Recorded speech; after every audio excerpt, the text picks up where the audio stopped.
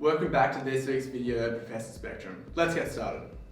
So depending on the brand of instrument, your window might look slightly different in shape to the instrument I'm using today, but the essentials are still the same.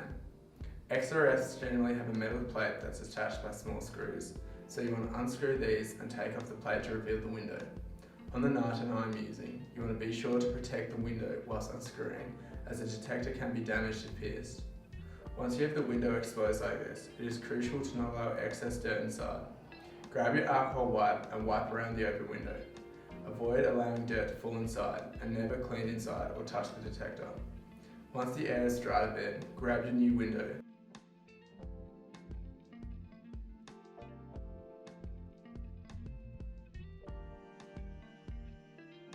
Screw the metal plate back on, ensuring you're protecting the detector like so, and ta-da, you have a new window.